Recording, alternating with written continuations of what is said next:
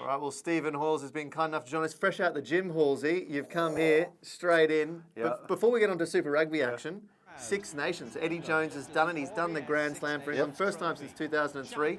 And now the English press and the Australian press are building up this June series, saying they're coming for us. What do you make of it? Sir Eddie. Sir Eddie, you be never know. Sir Eddie.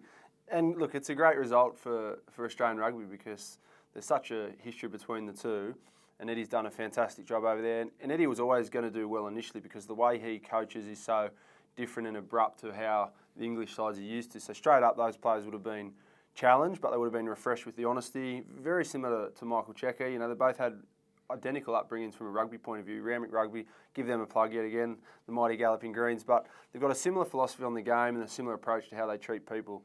It's honest, and sometimes you don't want to hear those words, but I think the England players, from all reports, they're happy now they've won, but going into the weekend's game, players were saying it was the most enjoyable campaign they've ever had. So they come out here in a couple of months' time, and that'll be massive. Into Super Rugby action, the Brumbies, first of all, in the Cape. They went down to the Stormers over there. I think you were predicting a big win for the Brumbies. Yeah. But plenty of controversy out of it. There was this disallowed try, or this allowed, went to the TMO and it was allowed. A lot of people saying it should have been disallowed. What did you make of that? Yeah, I'm with everyone. There's a way you can justify any decision if you slow it down enough, but clearly he didn't have control of the ball. The fact that there was a little bit of a loss of ball from the hand and it still managed to hold onto his arm, I think there was zero control, and they've got to look at that. And again, in this day and age, look at the players. How can you make that call when everyone, including the try scorer, knew that he didn't get that ball down properly? What about Josh Man Ray? He's got a 1 week suspension. He was throwing a few righties and a few lefties in there and got a red card. What do you make of that? Should have been more than 1 week. No, come on. Look, I was surprised it was only 1 week, and Josh Man Ray, the oldest player in their squad, the Brumbies, if they're going to lose, they're going to go down swinging, weren't they? And Bongo did that. What about the Rebels against the Sunwolves in Japan? That was a good win for them, only their second win overseas outside of Australia. What do you make of that, and especially the performance of Sean McMahon? Yeah, McMahon was destroying people, Godzilla-like over there in Japan, wasn't he?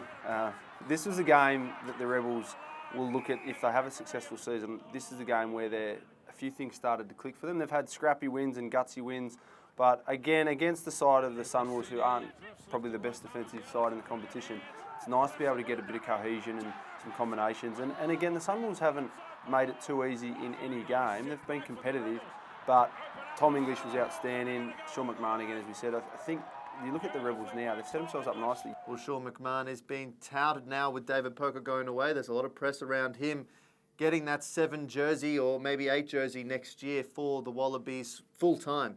What about the Tars? That was 30 points down. They've got back to 26 points. How does that happen? What happens in the sheds at half-time? In a situation like that, sometimes it's not what a coach says, it's what he doesn't say. And you sit in a dressing room at half-time and you just think, wow, how have we let it get to this? In all reality, they didn't even start the second half well because Dixon goes in for his second try shortly after. But the Tars fought back, and I really like the enthusiasm that the guys off the bench brought. Robinson getting his first try, I don't care if he was offside or not. Was it offside? Oh, who knows, but to see a prop pick up the ball and waddle his way over 5 metres, and that's no fluke because that guy can score some tries, so keep an eye on Tom Robinson.